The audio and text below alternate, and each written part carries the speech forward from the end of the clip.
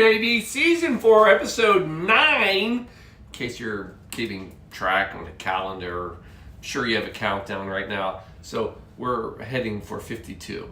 9 of 52.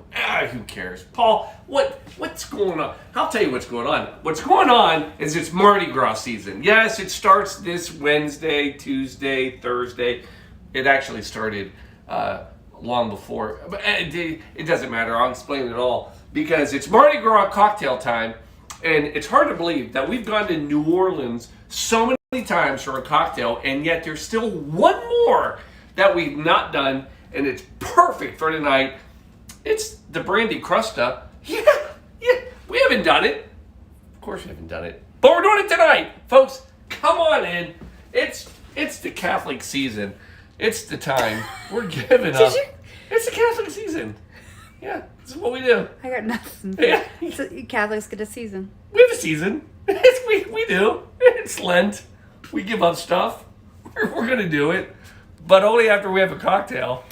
Blue Monkey Quarantina, the only business is Catholic business. Just kidding. Here we go. Woo! Dog, cat. Here we go. Blue Monkey Quarantina.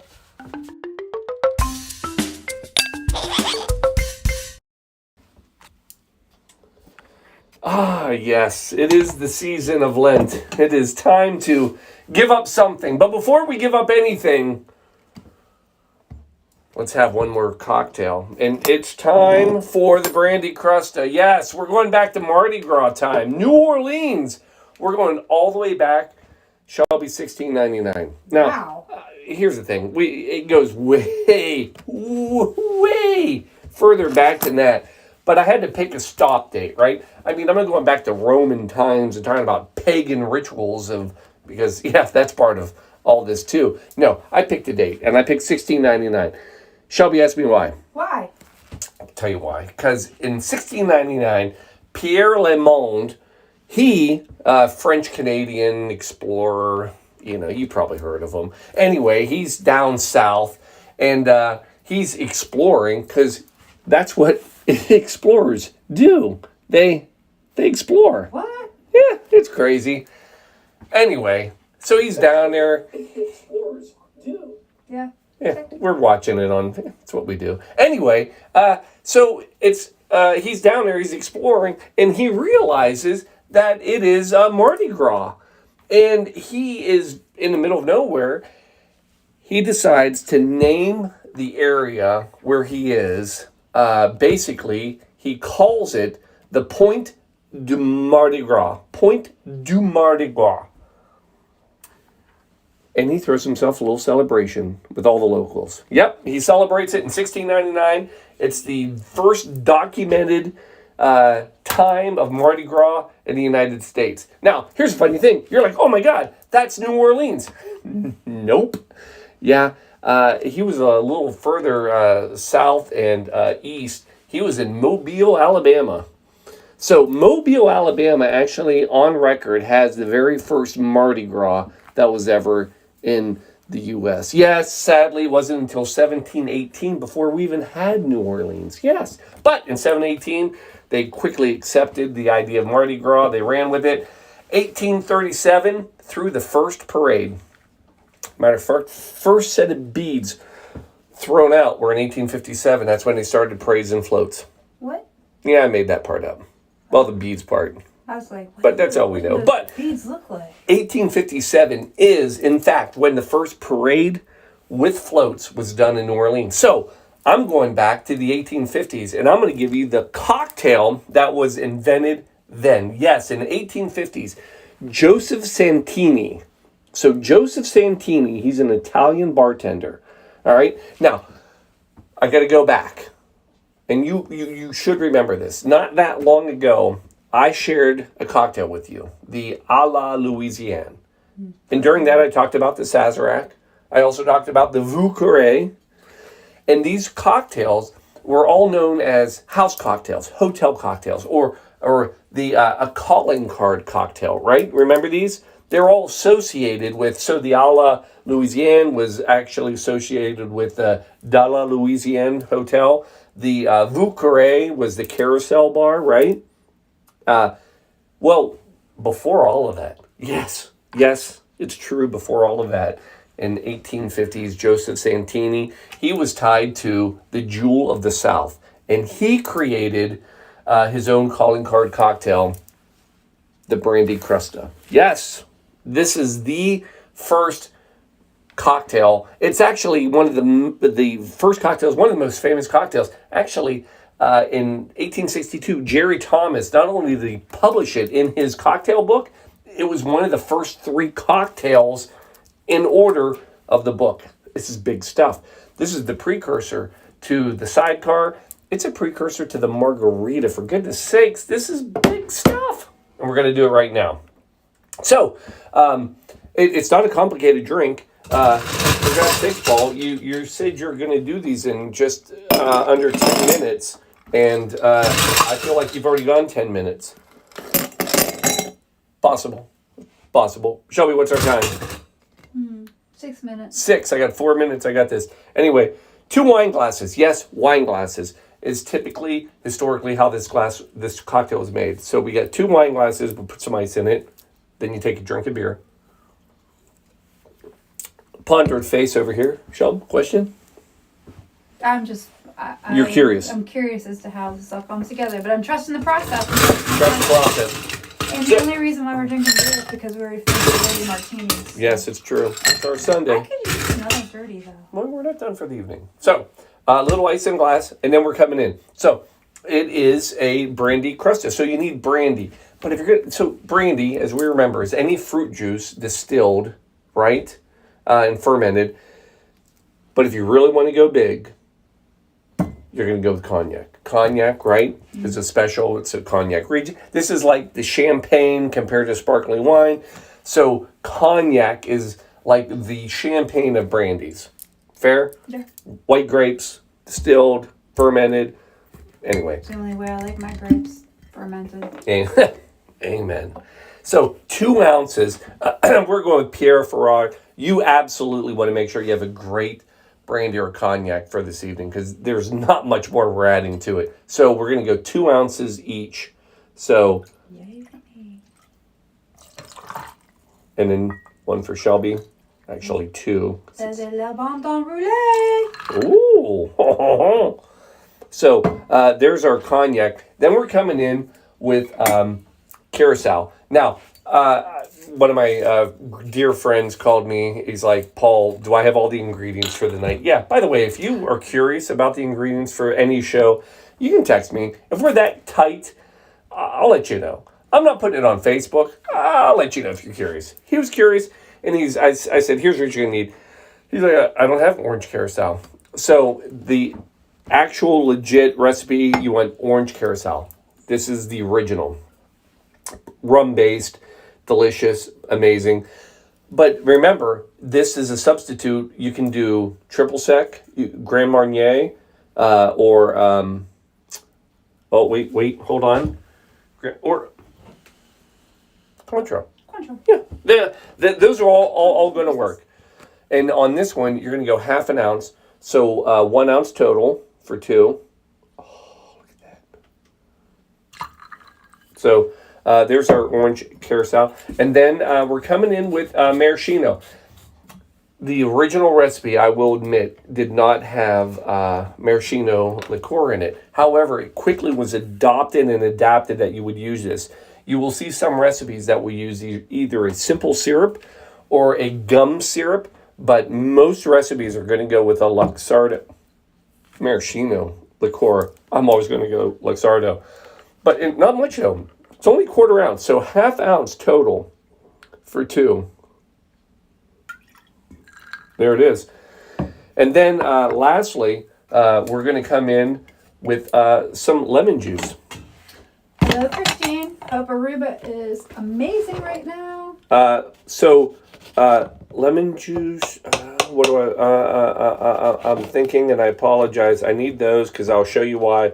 There's one other wonderful part. So cut the tops off those lemons, save those, and then we're going to need 1 ounce total. And if I had to guess, I'm going to say it's going to be 1 lime or lemon. Oh, there it is. So there's our ounce of lemon juice.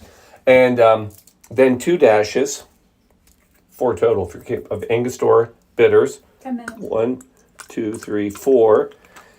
And then only because we are traditionalists, we're going to go back to Love you back, Christine. the Crusta, and we're going to do emergency. So that's what the C stands for in emergency. Emergent Crusta. Yeah, saving lives and Crusta. So we'll sprinkle that right in there. Boom, there it is. And then the best part, we're shaking it because we've got juice in it. And anytime there's juice, you shake. I feel like, aren't you supposed to like shake that away from I am. Class, back to me. I feel like, okay. Yeah, you're right. You're not smiling at me. Huh? You don't want to shake it that way. You shake it this way in case it ever explodes. Paul, has that ever happened? Yes, on this show. In fact, it has. So there we go. So there's our cocktail. Now, here's the amazing thing about the Crusta. So we have chilled glasses. Dump those. Now, it's called a Crusta for a reason. Beer. Not beer is the reason. Beer's not the reason. And it's called a Crusta. There are 2 amazing garnishes that go on this. That smells good from here. Doesn't it? So garnish 1 is the reason it's a Crusta. And you want to do a nice, heavy... so take the ends off of those lemons, and we're going to go onto the glass. And we want a nice wide rim. And then we're going to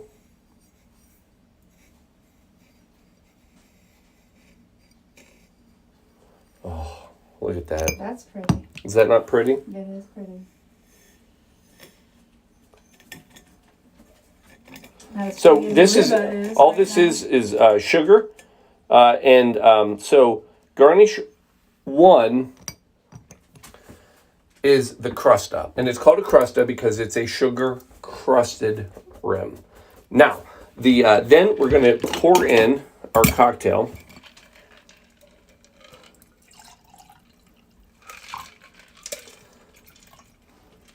Does that not smell delicious? It really does. And I'm not a Cognac fan, but that smells amazing. Right? All right. So there's that. Then the next part, and this is the part that a lot of people don't realize, but what really, the other part of this garnish is the lemon peel. Now, this is not like any other lemon peel that we've probably done. And what I mean by that is, a lot of times you have a little peel, or you have a wedge, or a horse's neck, which is a very, very long lemon peel. This you want as... I just saw all of the spritz come off of that. Oh, there we go too. I wish the camera could pick that up. So this one you want as wide as you can possibly get, and then you want a full...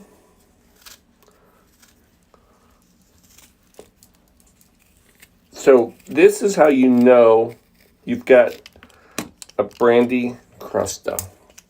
So I'm going to do one more. Again,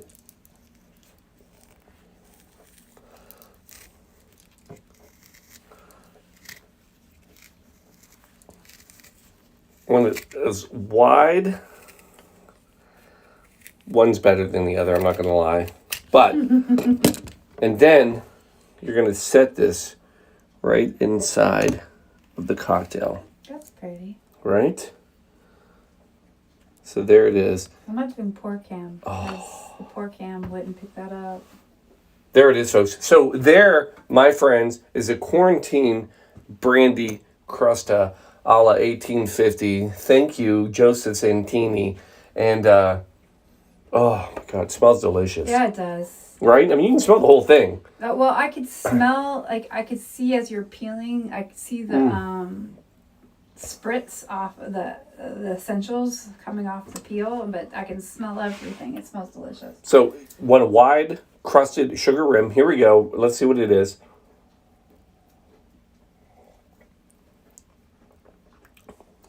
Oh. Oh my God.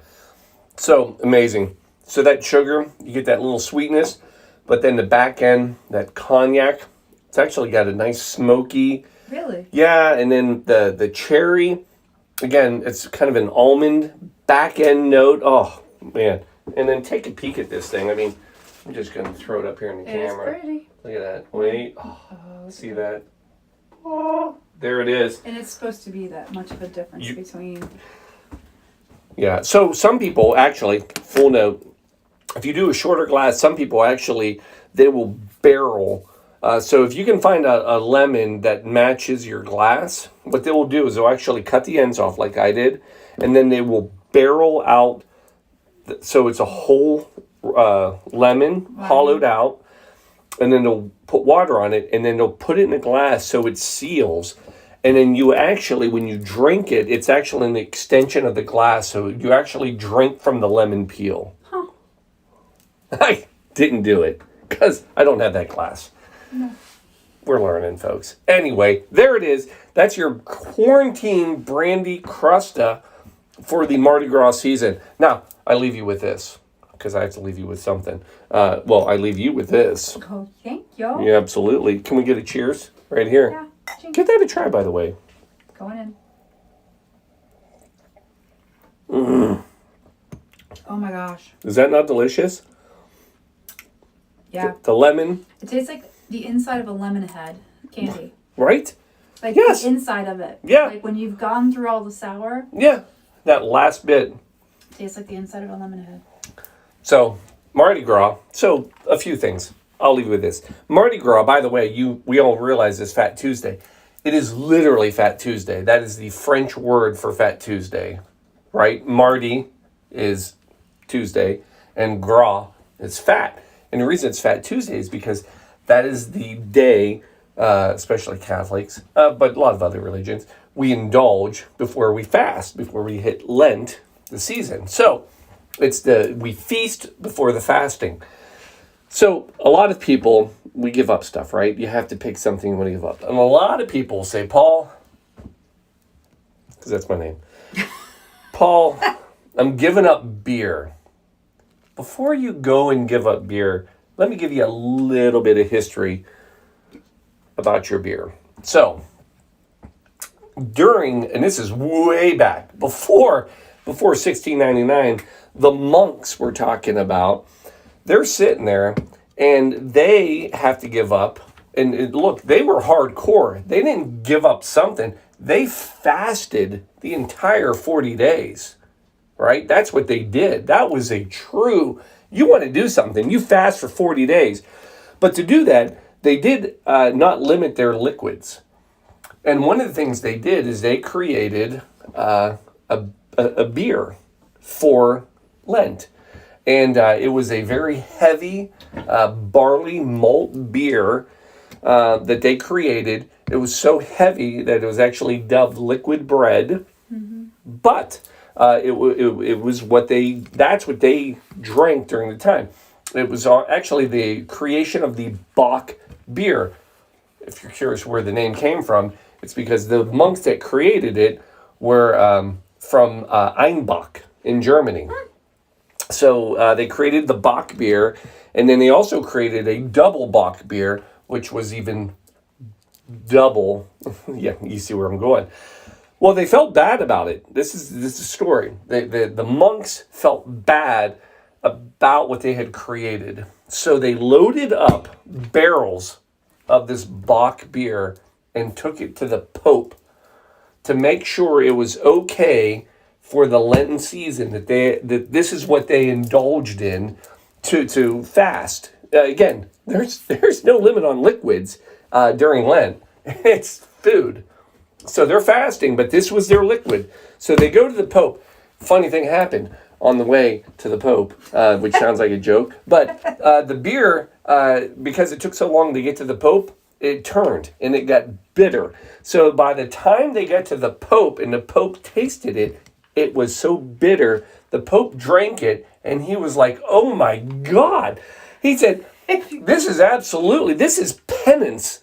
And you absolutely can drink all you want of this because it's another form of penance during it. So before you go and give up your beer, folks, the Pope way back in the 1400s said it's a penance to drink. And I tell you to go ahead, give up all that food and have your beer though. But if you're going to give up something for this Lenten season, I'm going to give you one thing to give up and one thing to pray for. And here's what I say. I say you give up all Russian vodka. Get rid of it. Don't buy it. Go buy other vodka. For God's sakes, buy other vodkas, because we have to make everybody else know that we're supporting them. But get rid of Russian vodka. Don't buy another bottle. And if you're going to pray for anybody, pray for Ukraine. So that's what we're going to do this Lenten season. Folks, to you, I don't know. Which one do I drink? I mean, here, I'll put the beer. Well, hold on. Well, I say drink the cocktail because the Ukraine's flower are sunflowers and lemons are sunny like sunflowers. There you go. So, to Ukraine, we pray. Love you guys all. Thanks for coming to another episode. Here we go. And we'll see you next week. What did I go? 10 minutes? 9. 20. 20. God bless it. Pray for me to get quicker. All right, we're out. Love you all. Cheers.